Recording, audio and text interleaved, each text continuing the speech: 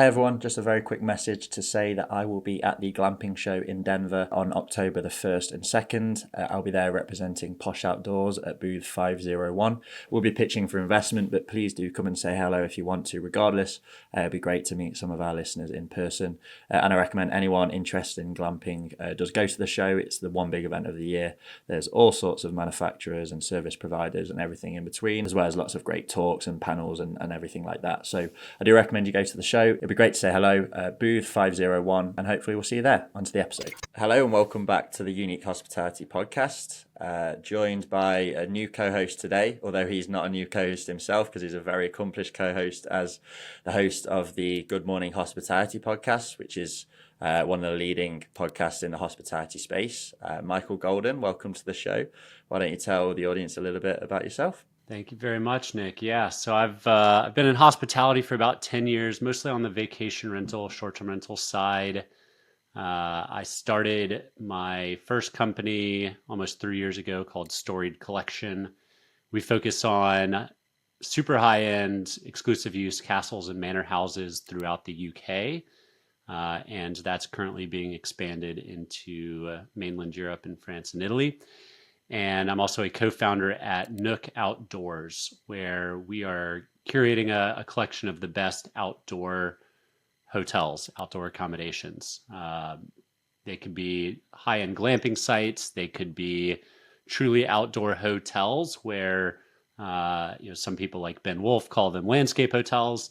And then additionally could be hotels that just have great access and are fully surrounded by nature. So pretty diverse subset of property types, from traditional urban vacation rentals to literal, 20-bedroom castles to yurts.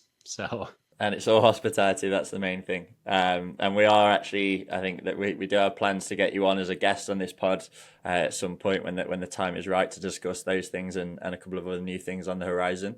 But today, as I say, we're teaming up and we're co-hosting, and we're bringing on Mike Baxter as a guest, founder of the House of Gods Hotel in Edinburgh, amongst some other hotels as well.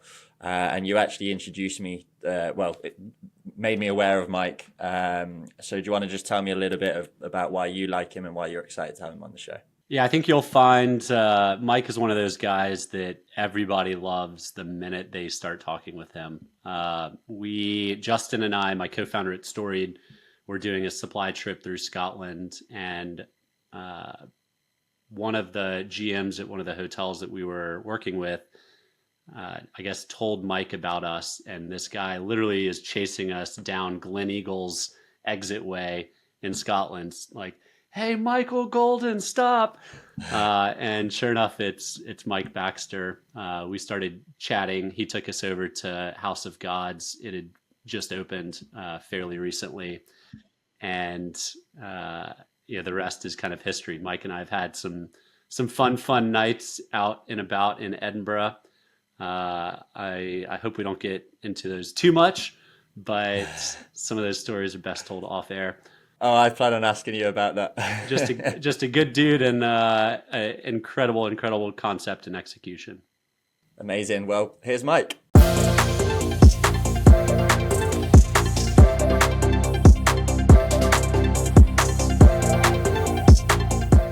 Mike, I once described the House of Gods Hotel as having a porn star vibe in a previous episode of the podcast. Wow.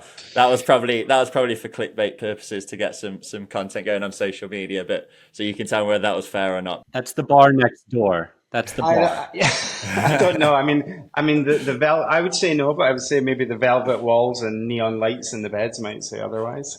Okay. It's definitely got a vibe. I wouldn't say porn star. I would say rock star. Okay, rock star vibe. Could you maybe explain why the House of Gods has a rock star vibe? I mean, what we tried to do with House of Gods is build a hotel that kind of borrowed from old world luxury. So, your the great London hotels like the Dorchester or the Savoy or the Ritz and also borrow from a little bit that golden era of travel, like, for example, the Orient Express and, all these kind of like wonderful examples of like hospitality from like the, sort of bygone years. And, I think a lot of the kind of great rock and roll stories that originated in hotels that, various rock stars throwing TVs out windows and things. It was often in those hotels because it was, those are the great hotels that, if you're in the Rolling Stones, that's where you get looked after. And we wanted to kind of like create, a real kind of like very luxurious but old world decadent hotel. But we also realized that we wanted to make that product really really accessible and for everyone. And I think that's one of the things about these incredible hotels of the world. They're beautiful and they're very very aspirational, but they're almost impossible to go. Just the barrier to entry is so huge. So so when we kind of put this together, we thought, right, then what we now need to do is we need to kind of like twist this with like neon and and great music and great cocktails and just make it as rock and roll as possible. And that all kind of came together into kind of creating this very opulent, otherworldly, decadent, hedonistic hotel experience. And I suppose then so we kind of then had the product, and then we're like, right, well, what do you name something like this? And we're like, well, call it House of Gods. It's going to be about as rock and roll as it gets. How many tries did it take you to get to that name, or is it just immediate? First day. No, not at all. I mean, this is when like I've had owned a number of brands over the years, and it's a very very difficult process getting to to get into a name that you're really really happy with, and it takes a long long time, and it's many many iterations because it doesn't exist in the world. The product doesn't exist. The name doesn't exist. It means nothing to anyone, and so you've got to try and almost imagine what it's going to feel like in a few years' time, that name. And so I'd been banging around to just come up with like loads of really, really terrible names. And one day I just kind of hit on this idea of House of Gods. And you'll probably get from this interview that I'm a big talker. Like I'll tell everybody everything. But this was the one name that I was almost kind of embarrassed to say it to anybody. I just didn't, it was so ridiculous. I just kind of didn't want to tell anyone. So I decided to take my brother out. My brother's my business partner. And I decided to take my brother out for lunch. And actually we got a train and we're going up north just to have a nice lunch. And I said, listen, I've got something to tell you, but you're going to think I've actually lost it now. And he said, oh, what is it? And I said, I've been thinking about the name and I've come up with this name, House of Gods. And his instant reaction was one of kind of shock. But he just said, that's absolutely perfect. And I wasn't expecting that response. I genuinely thought it was going to be, Mike, you've gone mad. But, it resonated with him. So that was it. And that was it. And we just built it from there. Michael, you were the one that introduced me to House of Gods and Mike. So I want to know why you in particular really like the hotel. Yeah, I think it's because there's nothing else like it that I've ever seen. And I sent a little message through our private chat here, but their menus look like Vogue magazines, and each one is named after a model or a rock star or just the little touches that Mike and the team have done. A lot of the furniture, Mike, correct me if I'm wrong, you guys have hand built in your own factories because you couldn't get the quality that you wanted to fit into the budget or to the units the right way. And the level of care and attention that Mike did to build out House of Gods. And now, I haven't been to the Glasgow location, only the Edinburgh one, but I'm sure it's equally as stunning and probably even better because you've learned what not to do after round one. Yeah, if you're watching on YouTube, then we'll flash some images up. If you're listening to this, then there'll be a link to House of Gods in the description. I really recommend you just take a look at the website because it really gives you a feel of the distinctive look that the hotel has. It is like Michael says, you just don't really see anything like it. But it's more than just the look; it's the experience as well. I know I listened to Mike, your appearance on Slick Talk podcast, which is a sister podcast of Michael's. And you described it as an experience, not accommodation, which lends itself pretty well to this emergence of experiential hospitality that everyone talks about. So do you want to just speak a little bit more about that and how you feel you really have crafted more of an experience than just, a bed for the night? Yeah, I think that, we knew when we were going to build something called House of Gods and, cover it in velvet walls and neon and ensure that people are drinking lots and lots of cocktails, that not many people were going to be going to meetings at 9 o'clock the next morning. So we were definitely kind of entering the leisure market. And yeah, we speak of this kind of experience thing. I think that what we really wanted to create was, that experience of being able to go to one of these amazing hotels, that I've given some examples of earlier, and to that feeling of being treated like, as you imagine, like for example, a rock star or a celebrity or somebody would be treated, and I think that it just seemed like such a compelling offer to me. I was just like, right, like that. I mean, that if I go to a hotel, this is my special time when I'm not working, when, I'm maybe away with my partner and we're gonna have, like a fun time together, and, I kind of like just thought, well, what would be all of the things that I would want of my night? Like I would want great food. I would want great drinks. I would want to feel like I was, the most important person in the hotel. I would want to be able to have butlers at my beck and call, and just to kind of experience that, I thought I just kind of, it's almost like just collect a list of all my fantasies for a hotel stay, put them on a bit of paper, and like that's the menu now. How can we get that? How can we kind of commercially make that work so that it's accessible, that it's going to be a really, really incredible experience. And it was a million different iterations of it. It wasn't day one. We didn't just go, there you go, there's all the parts. We tried lots and lots of different bits, and we really, really got it to work, and it just resonated. We were very fortunate. You can't tease the audience by saying you have butlers at your beck and call. So tell us a little bit about that aspect of the hotel. Well, actually, this was just a kind of something that we put in. We opened the hotel a few months prior to COVID, and when COVID struck, we were obviously very, very limited in what we could do. One of the big restrictions in the UK was for pretty much the entire period, you weren't really allowed to use bars or nightclubs. What we would do was we decided, well, the hotel was allowed to be open because, it's two people in a room, presumably from the same household. And we kind of thought, well, let's, have a lot of butlers running around and, we can serve people, various drinks and all the rest of it. And, that kind of idea stuck. And during the COVID period, what we did was we had some buttons fitted into the room, and we call them our butler buttons. So there's a little cocktail bar in every single room, and on this cocktail bar is a little butler button. And one of the buttons says breakfast. The other button says bubbles, so for your sparkling, and the other button says milk and cookies, and then I think there's another button that just says help. And at any point, at any time, if you want to press that button, essentially the butler will receive a message on his watch. He'll go and get whatever he needs for you, and he'll run down the corridor, knock on the door, and then you're being served. Like you've got your butler at your beck and call. And it's just a lot of fun. I can tell you that bubbles button gets pressed a lot. Essentially, we end up with some really, really fit butlers. Does every guest have access to that, or is that an upsell?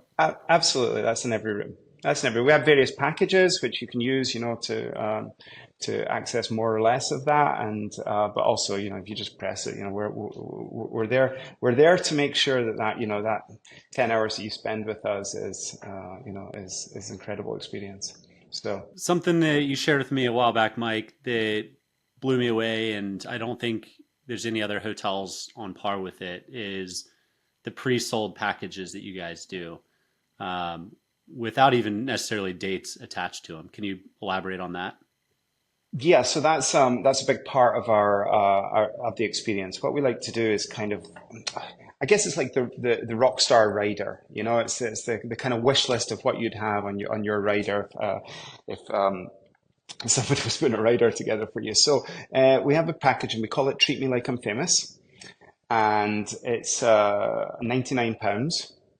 And for that, you get a bar tab, so you can go to the bar and you can use almost like having your own bar, your own bar tab. You get to press the button kind of as many times as you like. You get we dress your room with like chocolates and rose petals and a bottle of something nice in your room, so you've got this kind of like a little bit of a celebrity welcome. And then, of course, we bring in Edinburgh, we bring you a breakfast hamper in the morning. So you've got like a kind of fun breakfast hamper. And with that comes like mimosas, so that, you can kind of help ease the hangover. Start your day off right. Yeah. In Glasgow, we don't do the hampers to the rooms. We actually have a rooftop restaurant. So people come up and have their breakfast on the roof. So it's a slightly different experience in both, but in essence, it's a very similar package.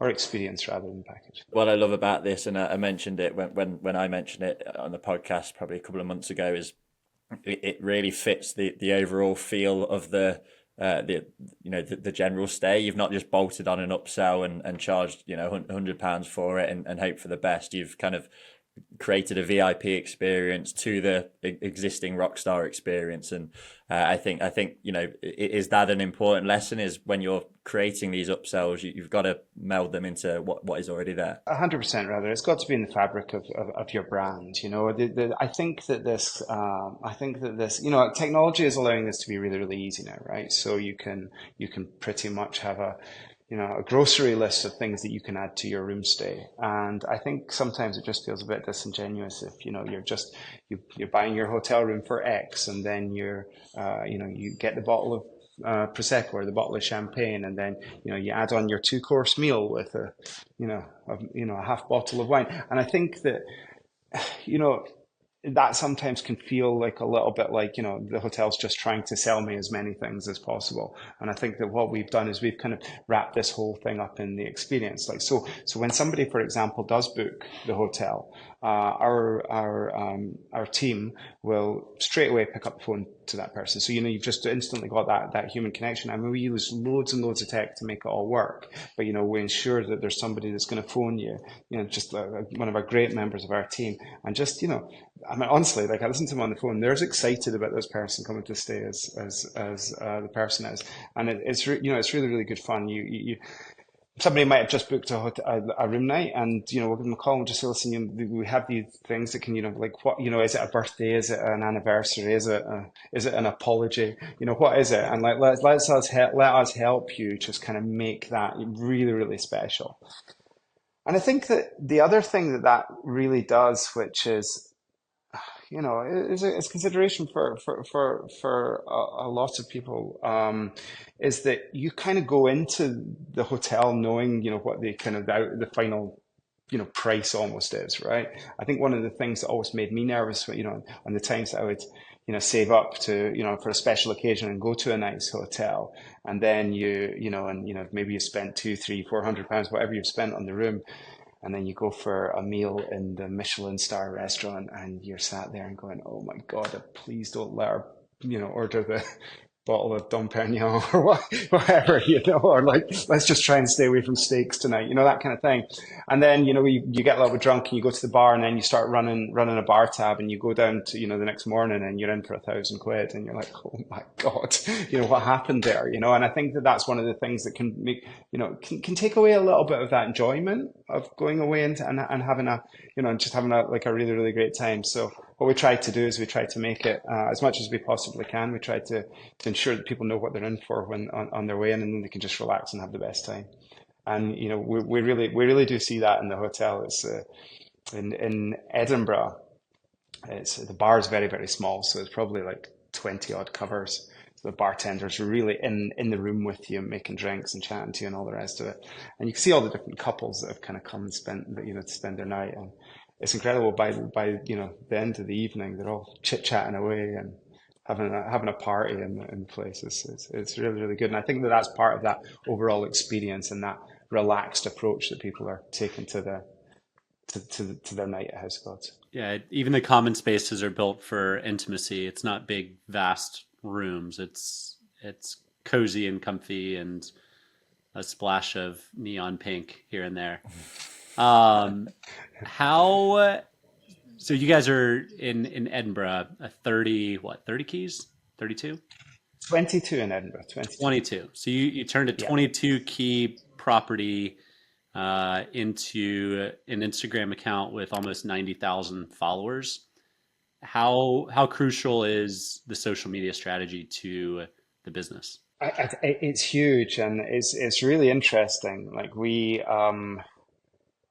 one of the things with our social strategy at the moment is honestly, you would think we were the laziest people in social in the world. I've had to count for 4 years, and I've got like 120 posts, and I'm always being told, like, everything I watch about social media, it's like, post 3 times a day, do this, right? And we've got this account where we very, very rarely post. However, when we do, we just get absolutely crazy engagement.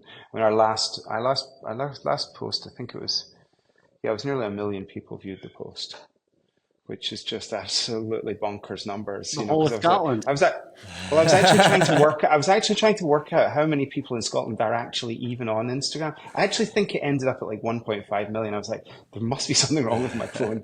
But I think it just kind of goes to show that there's a real. I would say it's really the only hotel brand, and certainly in Scotland, that has, kind of resonated that way with the audience and or with our guests. And what we find is that they do all the heavy lifting for us. They come to the hotel, they go around, they take all the photographs, it fills people's Instagram accounts with the fun they're having. And, that's, for us, that's a wonderful, because of course it's like, it's like peer review, isn't it? It's fantastic recommendation of the hotel, and it's where people are going for those recommendations now. But I think we're just really, really fortunate that people feel that way about the hotel. So we just keep working really, really hard on ensuring that the product's right, and that everybody has a wonderful night.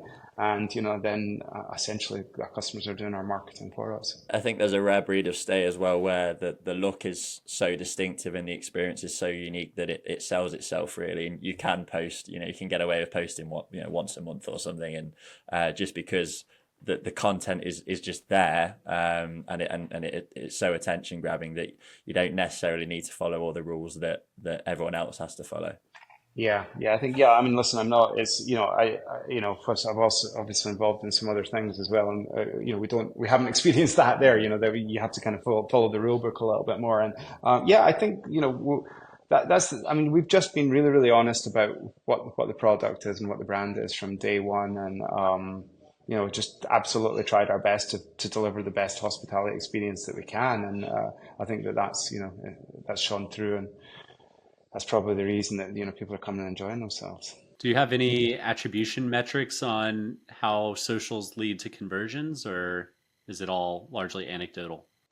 Yes. I mean, of course, we use some of the tools to, create offers for people that have engaged with the brand. So we can see that coming through. I think it's essentially our main source of like speaking to our main way of speaking to our audience. What we do find though is we try and push people constantly to email, and we do regularly communicate via email. We've got kind of few events through the year that we try to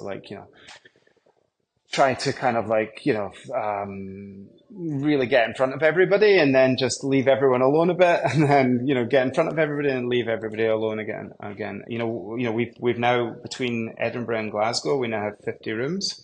We're operating at, circa 100. Edinburgh's, I mean, it's like 95% occupancy. Now, it's only really not 100% occupancy because, you get the odd cancellation due to like last minute illness or something like that. So it would really operate at near 100% occupancy if it wasn't just for that. And Glasgow's now up in the low 90s. People are demanding more, Mike. Build more. Well, that's right. This is the problem, though. They take ages to build.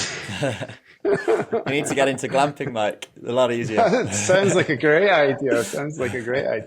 Actually, we did joke that what we should do is we should set up a House of Gods at one of the big festivals.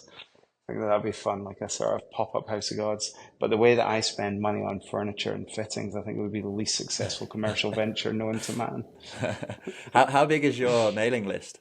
I'm going to say it's about 70,000 now. It's huge, So it's obviously, it's just everybody that's been through the hotel, and then obviously, the people that want to keep an eye on it. And But of course, we can now in Glasgow we have a large rooftop bar restaurant and a large bar on the ground floor.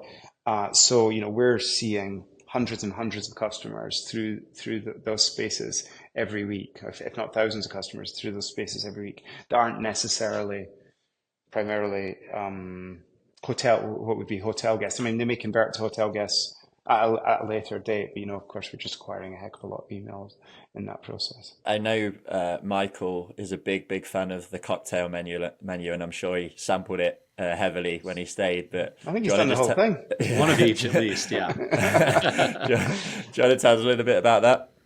Yeah, so this was a day one idea when we were kind of trying to build the brand originally before the first hotel existed, and I had read a number of stories about just carnage that Rockstars had caused, whether or not it was like Chateau Marmont or there's a great story of Oasis smashing up a hotel in London. There's some stories of Coco Chanel, who basically had this amazing flat directly opposite the Ritz Hotel, and she never ever once stayed in it. She just lived in the Ritz. And there's all these kind of like romantic stories in rock and roll and in fashion that are associated with hotels. So I kind of just went out and read every book I could on the subject and just tried to find that collect as many of these stories as possible. And then what we did is we just came up with some names that would kind of almost kind of cross in. So for example, the Oasis one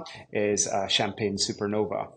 So that's very similar to kind of mojito drink with champagne. And we called it Champagne Supernova. And then we tell the story of Oasis smashing up this hotel in London as the kind of antidote to the drink. And and then what we did was we decided that the best way to do this was to print it like it is actually a copy of Vogue. So we had it really, really high quality printed, and then it's incredible in that most people that put up a post from the bar will feature that magazine. If somebody takes a photo and puts it on their Instagram or on their TikTok, they'll feature that magazine in it, which, the title of the magazine is just Gods. So, it's instantly recognizable with the brand. But bums like me nick them and take them home. I know I've got one somewhere. I think you're really, really tempting fate there, Mike, because Oasis have just announced that they're playing in Edinburgh in their reunion tour. So that's right. Could you complain if they smash the hotel up? I suppose it's good publicity. We've looked after some of the family members before, and it's been a lot of fun. So I think the hotel is nearly sold out for both the 3 dates that they're doing. Obviously, it's actually it's crazy that it falls. The Oasis gigs fall exactly the same time as Edinburgh Festival this year. So it's going to be absolutely bonkers in Edinburgh. I think that everybody that's got a ticket now needs to kind of work out what they're going to do with their accommodation. So I can expect people really, really acting like rock and roll stars then that night. So I think the maintenance team will definitely be on the next morning. I don't know. That might be an older crowd, slightly more tame than the Nick era. Have you gotten tamer as you got older, Mike? Oh, for sure. Oh, really? Oh, yeah. But when you're in Edinburgh, this Oasis broke up when I was 9, but I was in the bar at 2:00 in the morning over here. I had 3 people on my table on Ticketmaster for me, trying to get me tickets for the gigs back home, and there was no luck, unfortunately. So. Oh, really? Yeah. I've heard a lot of that. Yeah, my brother's going, but sadly I'm not. So speaking of debauchery and trashing hotel rooms, I do want to know a little bit more about your two's nights out in Edinburgh. I'm sure. I'll lead the way on this one. Okay. As to be careful of what Mike might say. Anytime you go out in someone's home city that's in hospitality, it's guaranteed to be a good time. They know the best places. They know the owners and operators of places. So we had a lovely dinner and a couple drinks, followed by an incredible cocktail bar. Like, what was it? Top 50 in the world? That's right. Yeah. Panda and Sons in Edinburgh. Yeah, it's in top 50. Yeah, super cool. Being able to interact with the owners and have them. One of my things at cocktail bars is I never order from the menu. I always want the bartender to kind of make what their favorite thing is that didn't make it to the menu. So those are always good. And what happens from there is just fun typically. And we did it again the next night, didn't we?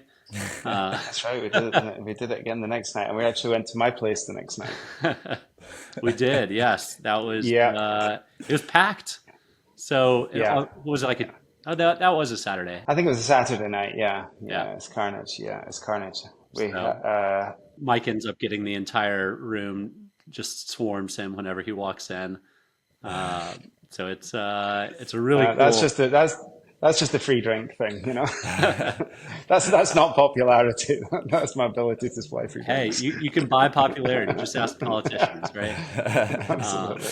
So I need to go to a Mike party next time I'm in Edinburgh. Well, you'd be very welcome. We'll definitely look after you, mate. I appreciate it. Back to the hotel stuff. Did you get much kind of pushback or did you get any doubters when you tried to when you kind of explained that you were going to do something as bold as this with such a unique kind of flavor? Was there much opposition and pushback to it, or did everyone kind of believe in you from the start? Rob, my brother and I bootstrapped the first hotel, so there wasn't, anybody to kind of, I suppose, stand in the way, really, other than our parents thinking that we're absolutely mad. But I think we both really really believed in the idea of the concept, and I think when you're doing something like that, you got to you got to really really really believe in it, because there wasn't a blueprint. But like every time I suppose I would like try to sensibly question, am I being, like, is this just crazy?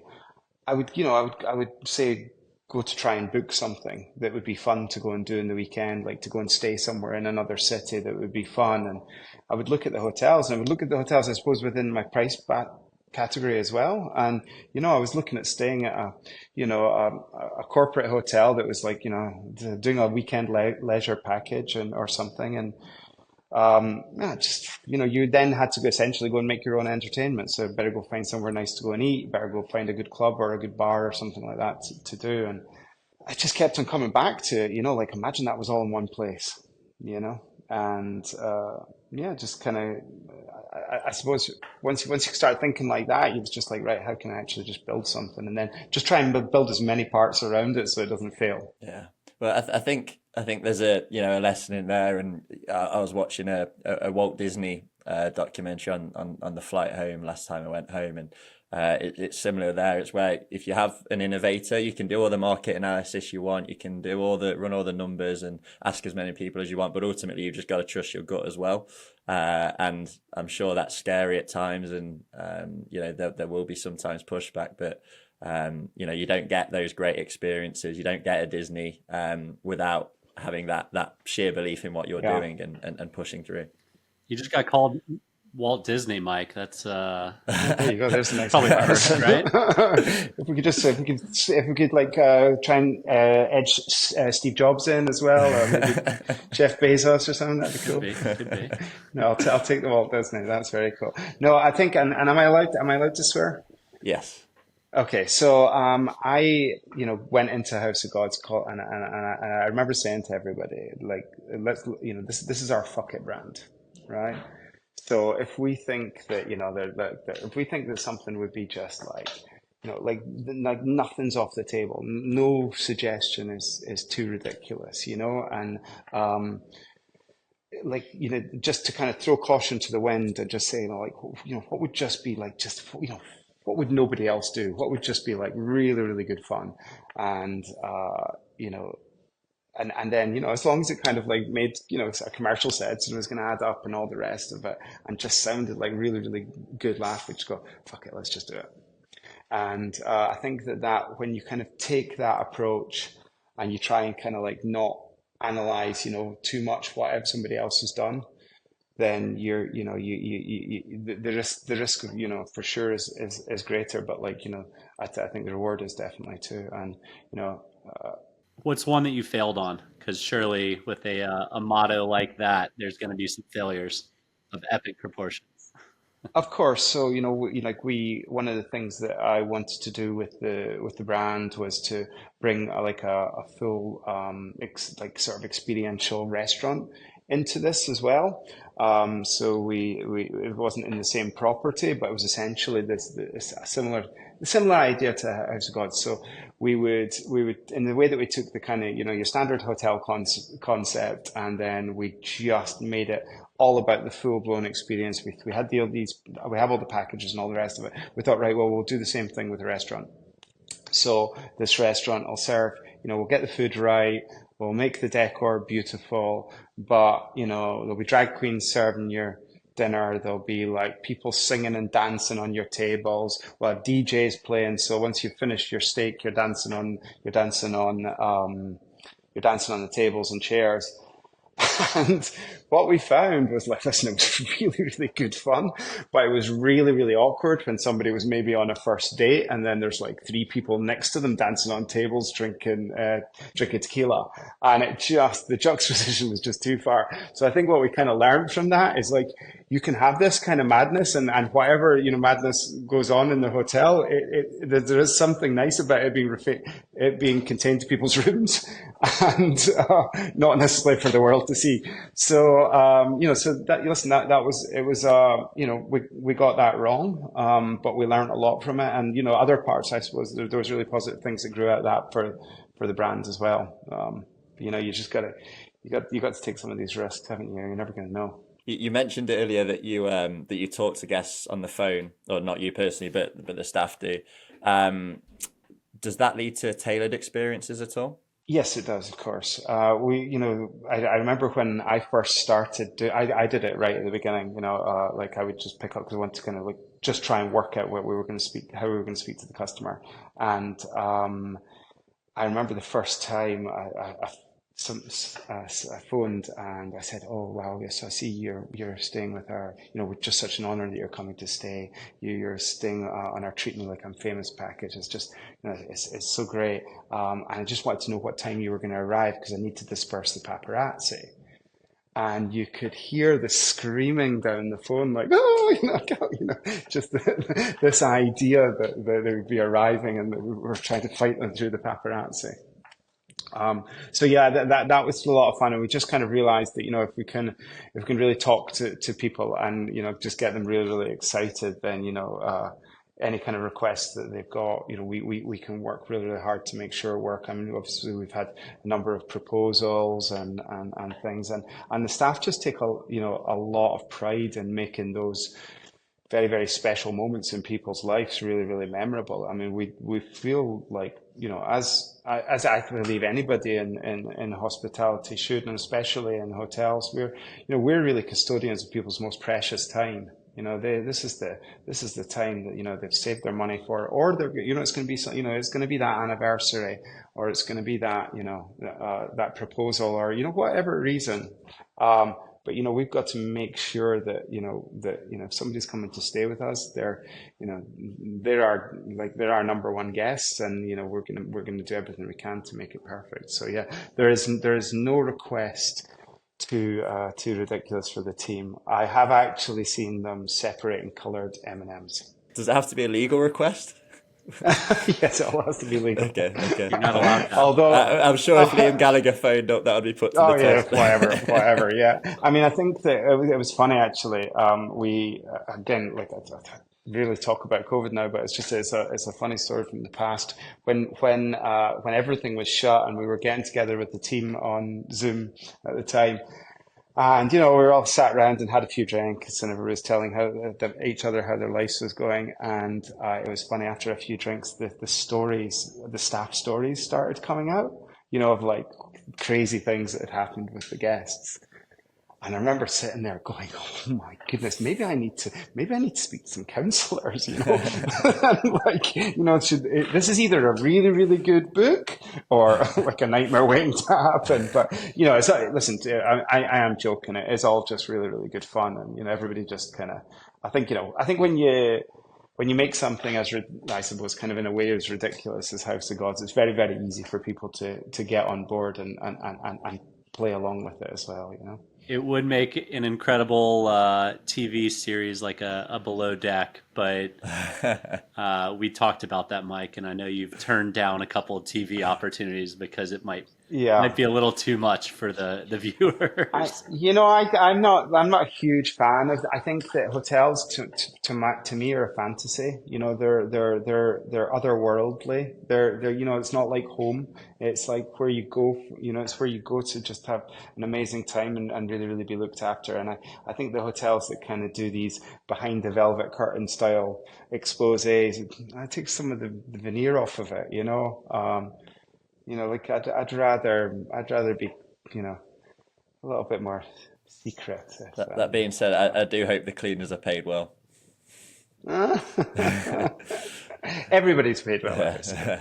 The word here seems to be immersion. Everything is you think deeply about how to create that experience, and so that the guests never break that immersion, and that they constantly live in this kind of rock star bougie experience. How much work did that take when you were designing the hotel, for example, and how much ongoing work does it take with your staff and yourself to maintain that immersion? I mean, so Michael mentioned it earlier. You can't go out. There's no House of God's furniture pack. So we essentially had to build everything ourselves. In order to reimagine these wonderful old hotels, there's a heck of a lot of oak paneling. So the entire building almost has to be kind of layered in this kind of traditional oak paneling, and then on top of that, we have to come in and we have to decorate it with four-poster beds. We have to have our tech really, really right. There's a the I mean the IT bill for Glasgow was it was an incredible number.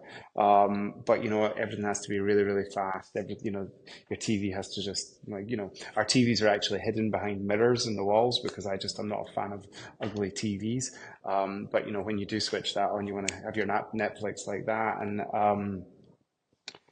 yeah, it does take a lot. We have a full-time maintenance manager who's basically looking after two properties. And because we've built a lot of it, built it all ourselves, we can actually something does get broken, we can fix it really, really quickly. Yeah, but also because we have built every part of it, we've also ensured that everything's built in a way that we can service it. Because the worst thing is when you're operating at 90 odd % occupancy, you just don't have the luxury of just moving people from room to room. So you've got that 11 o'clock till 3 o'clock window to take the hotel from last night's party to the beginning of tonight's party. So you're the Henry Ford. Is that safe to say? So sorry. There you go. There you go. This is great. This is great. Can I just put all of these in my LinkedIn? Human interaction seems to form a pretty big part of your experience between staff and guests, correct? Yeah.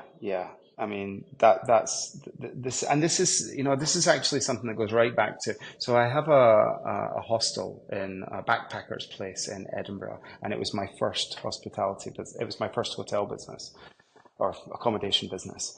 And it's a funny story. I'd kind of come through nightclubs and then ended up with a building company, and I bought this property to basically flip it into a few flats. This was just like just as Airbnb was kind of coming to the UK, and I decided there was a backpackers hostel nearby, and I could see all these people walking into this backpackers hostel, and I thought, oh wow, that's a heck of a lot of rent. So I decided to build a backpackers hostel. But it was very much, and it was in Edinburgh. It's in Edinburgh. It still exists, and it was very much the first sort of flashpackers hostel. So it's like I say that it had the kind of trappings of a boutique hotel, but you would have the kind of fun and excitement of a hostel, the shared dorms and all the rest of it. So it looked wonderful. It looks incredible and more like a boutique hotel, but it was very much a hostel with regard to experience.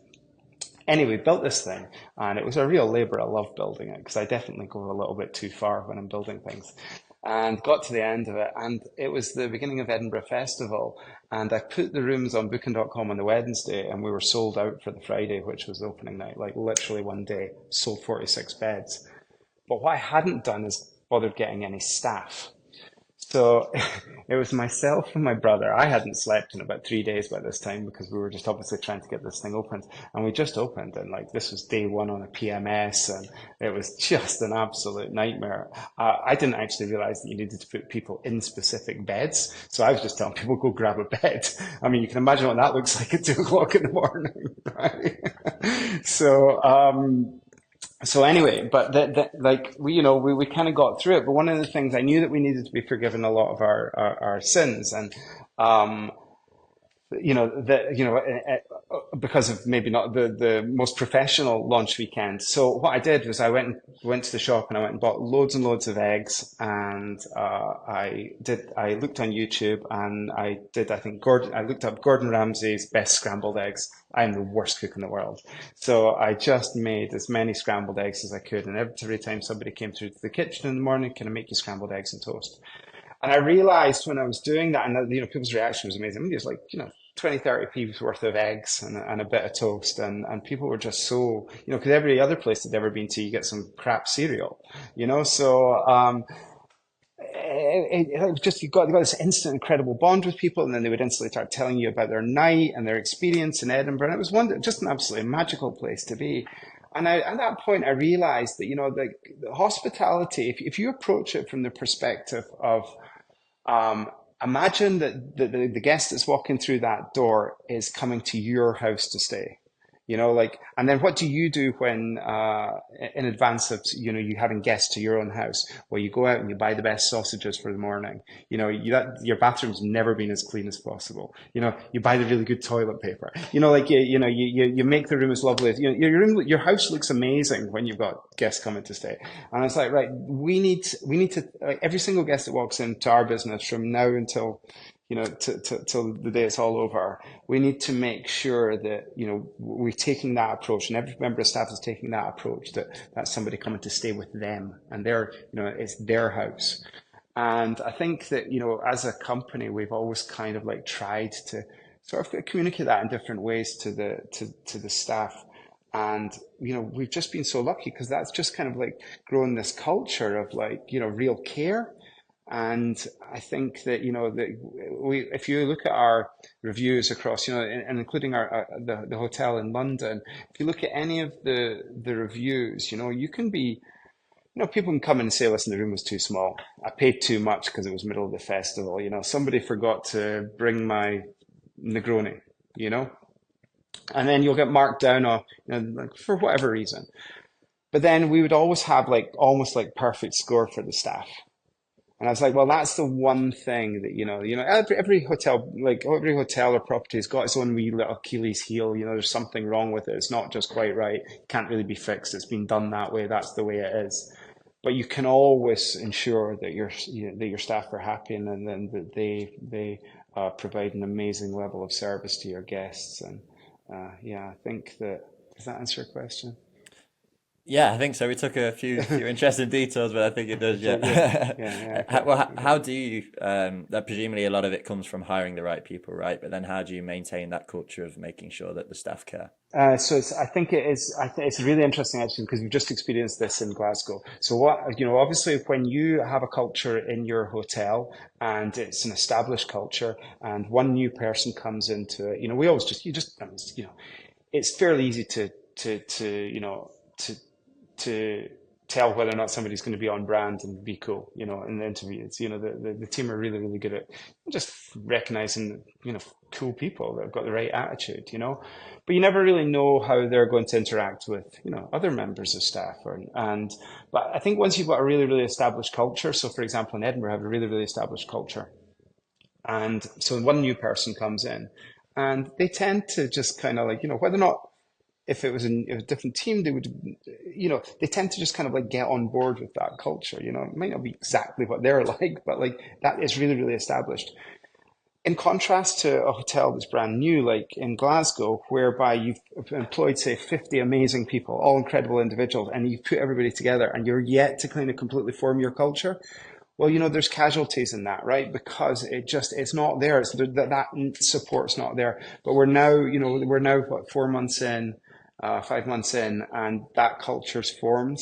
and you're seeing it, and you're seeing the camaraderie in the team, and some people come, some people go on, and that culture is now forming there. So I'm confident now that you can kind of see it's almost that's the process. I think when you get big enough, I know this of places like Soho House, when you've got thousands and thousands and thousands of staff to call upon within, say, central London, and you open a new house. Well, what you do is you just you just move a team in there, and they already culturally understand the brand. They're almost like there's this probably a small proportion. I don't actually know about them. Actually, I'm hypothesizing, but like I would imagine it's actually very, very easy to take that culture and put it into the new venue. And I think as our brand grows, that'll be easier for us. Yeah, we recently spoke with Horst Schulze, the founder of Ritz-Carlton, and he was talking about how his culture starts in the interview, and then day one, it's just continuously hammered in. And every week, I think Ritz-Carlton had 17 or 18 sentences or affirmations or words to live by. And every week they'd have a quick 3-minute stand up. They'd do the affirmation of the week or whatever the line is. And it's just hammered in employees all the time. And culture, obviously at Ritz-Carlton a decade or 2 decades ago was top notch, best in the world. Nothing came close. So, well, it's I read a book by, of all people, Alistair Campbell, a former prominent spin doctor in English British politics, but he said basically culture only really sets in when people are sick of hearing about it. Like you just have to hammer it in. Maybe that's right, maybe that's wrong, but it's something to think about. It's a real challenge because it's something that when you've got all the worries of all the other parts of business, making payroll or all the kind of, going off and finding new sites and everything like that. These things often get left behind. And I think that, I think that's a really, really good point you made. I think we, certainly as a brand, we've got to remind ourselves of that constantly and constantly strive to do as best we can with the team. And it sounds like if you're opening a brand new location and you don't have the luxury of being able to shuttle staff over from one of your 25 other properties, you have to be prepared to hire fast and fire fast. You're going to take a bit of pain. There's going to be some stories. Yeah. Okay, so I don't know how much you're allowed to talk about this, so feel free to just skirt over the details if you want. But I hear you have some interesting projects maybe coming down the line. Interesting projects. Yeah, we've got a couple of different things going on. So we have a site in Manchester, which is going to go into development hopefully later this year with an opening towards the end of 2025. And we have a site in London that's essentially in legals now. So I can't unfortunately reveal to you the location, but you will be the first to know. It's a fantastic site.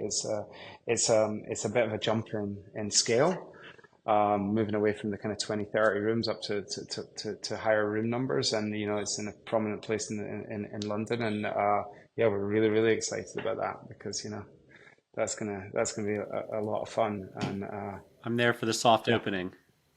100%, man. April. 100%. I think I'm just gonna. No, so I think we'll be lucky if we get on. We'll probably get on site towards the end of this year, and again, that would be looking to complete in about a year.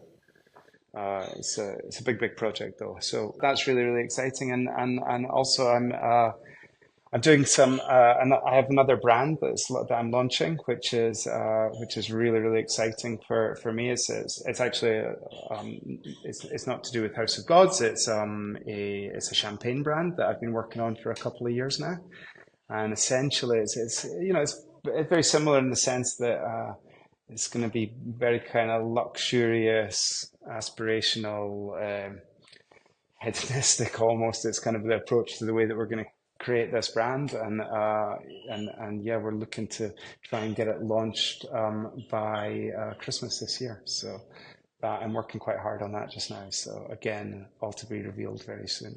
Nice. Michael, have you got any final thoughts or questions to close off with? I don't. No, I'm excited for all the things you have coming up, and hope to be part of some of those journeys. And always good to see your face and speak with you. And until we meet again in person. 100%. Thank you so much, guys. It was an absolute pleasure joining you today, and look forward to seeing you. And Nick, 100% look us up when you're in Edinburgh. I will. I'll take you up on that. Thank you. Is there anything either of you want to plug in return for giving your time on the pod? Yeah, so just if you guys everybody can find us at houseofgodshotel.com. Follow us on the socials, please. I will promise to post at least 4 times a year. Can we tell when it's you posting versus your team posting? I'm the only person that posts. Yeah, I'm incredibly precious. All right. And actually, we'd probably be a lot more successful if it wasn't me, but never mind. And listen, just if people watch out for the champagne brand, it's going to be really, really exciting. Michael, I know you've got about 8 things on the go at all times, so let us know what you want to plug. Yeah, feel free to like, follow, subscribe, just like Mike said. But Nook Outdoors, Storied Collection, and Good Morning Hospitality. So we love your podcast and what you're focusing on, Nick. But at GMH, we focus on kind of weekly news within the hospitality world. So try to keep up to date, not interview style, really just kind of our take, our opinions on what's going on in the space. Yeah, definitely worth a listen, and all the links we mentioned will be in the description of this one. So thank you guys. It's been an absolute pleasure. Thanks, guys. Bye-bye.